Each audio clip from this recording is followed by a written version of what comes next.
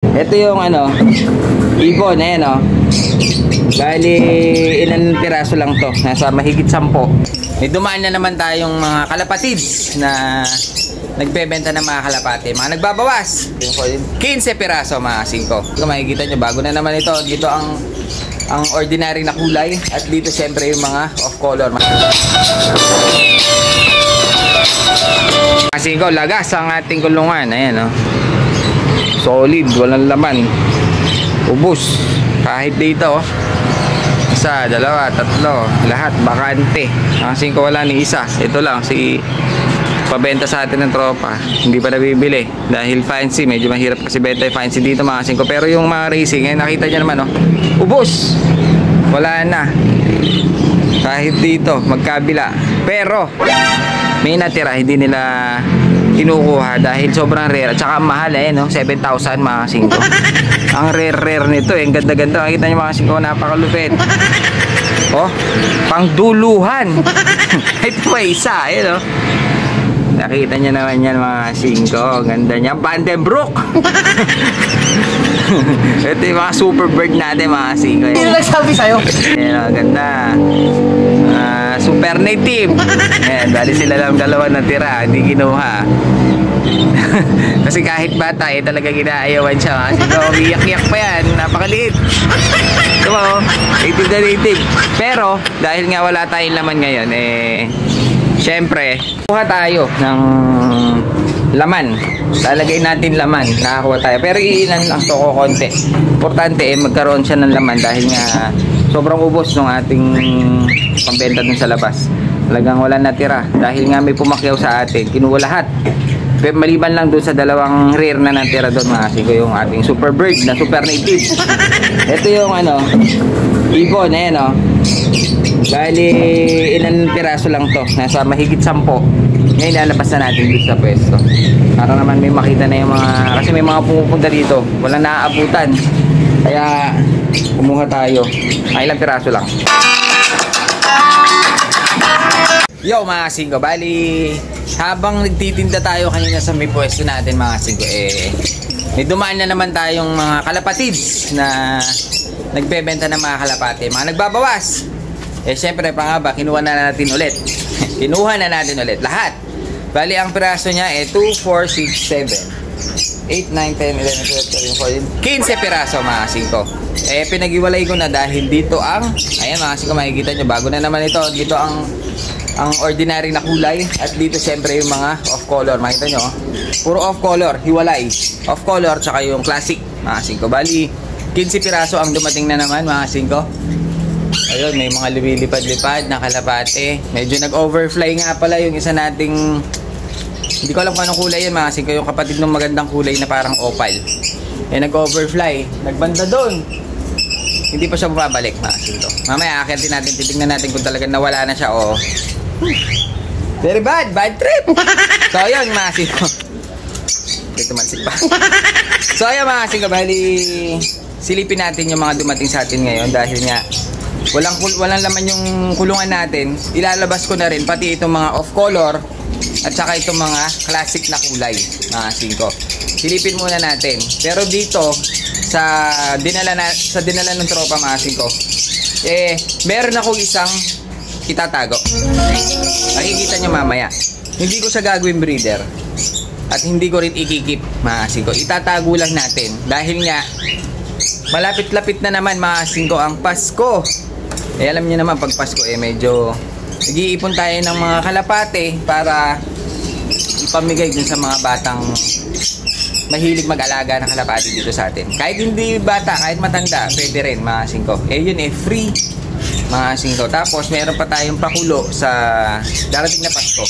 Hindi lang kalapate makukuha nila. Pwede pa silang makakuha ng pwede sila makakuha ng mga breeder cage kagaya nito mga 5. Titingnan natin kung paano. Malayo pa naman ng konti eh.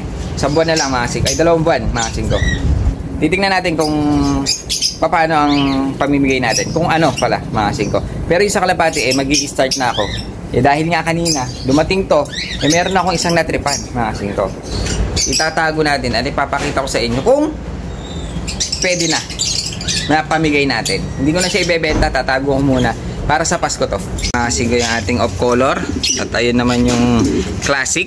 Pero bago yan syempre tawagan natin si James Reid. Dahil nandito si James Reid Patutulong tayo dahil wala tayong tagahawak.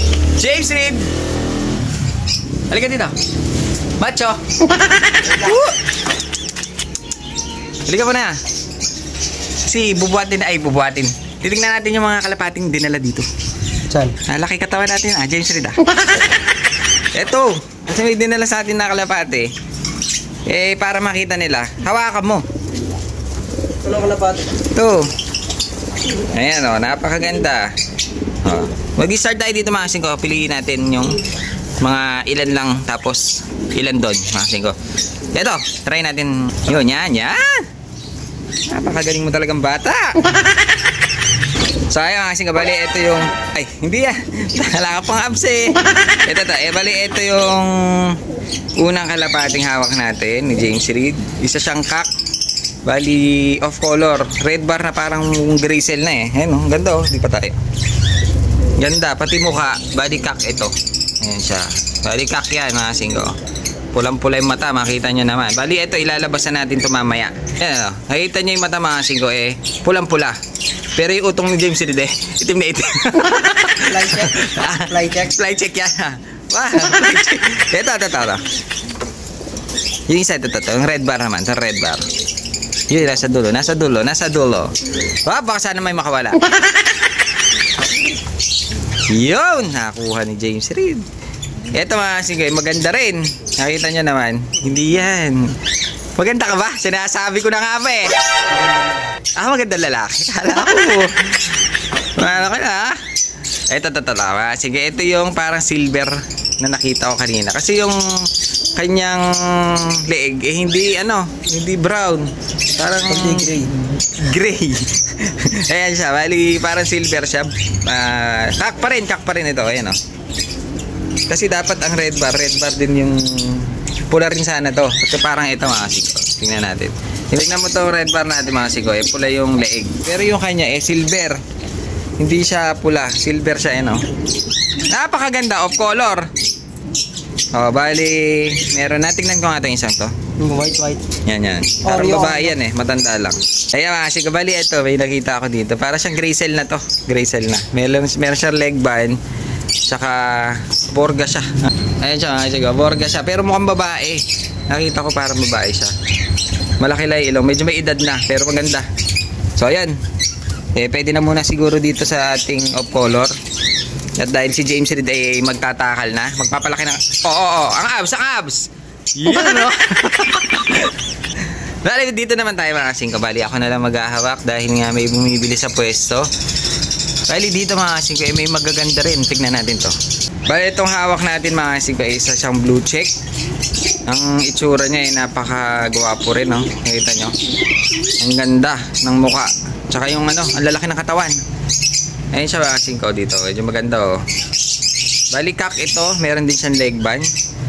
Silipin lang natin. Ito may nakita pa ako dito. Magandang cock Ito naman mga singko isang cock pa rin. Pero makita nyo naman yung itsura.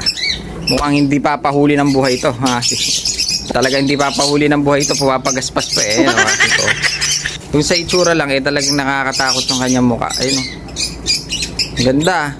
Bali cock pa rin ito mga singko. Yun Ayan siya mga singko. Napakahirap na hawakan dahil wala tayong tagahawak. Pero makikita nyo naman yung itsura ng ibon. Sobrang pogi. Pulang-pula yung mata. Nakakatakot. Mukhang Jurassic. Tapos meron pa dito mga singko. Ayan may hen doon. Ito yung cock na to. Ang ganda rin tong blue bar na to mga singko. Laki.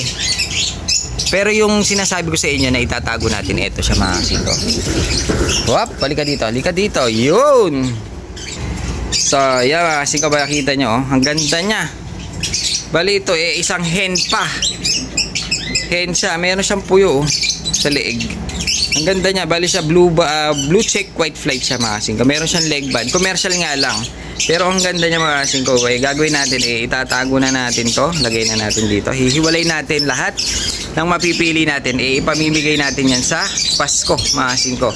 Ngayon, swerte na lang kung sino makapili. Dahil sana marami ang makuha natin kalapati na ipamimigay. Bahala na sila kung sino gustong mamili, pumunta lang dito sa Pasko mga singko. Ayun, ang ganda nito mga singko, babae pa. Ang maganda sa kanya hen. Ang ganda ng mata, ang ganda ng itsura, pati hipo, ang ganda. Ayun siya mga singko, picture cock kung tawagin. Dahil sobrang pogi. Gwapa pala dahil hen siya. So, ayan, makikita nyo. Bali, ito yung itatago natin na isa. Nakaisa na tayo. Hanggang sa Pasko, magtatago tayo. Kada may dadating na magagandang ibon na may makursunadahan tayo mga singko, itatabi na natin para sa Pasko. Dahil gusto ko, sa Pasko, medyo magaganda na may makakuha ng mga bata dito. Mga singko, para ganahan mag-alaga, ganahan mag-aral. So, yan mga singko, yan o. So, yan mga singko, sana mas maraming magbagsak, mas maganda. Dahil mas makakapili tayo ng mga ibon na pwede nating itabi tulad nito. Dahil nakaisa na tayo, ikikip na natin yan, itatago na natin tong isang to para sa Pasko. Yun nga lang, kakain na ng marami yan dahil ang tagal pa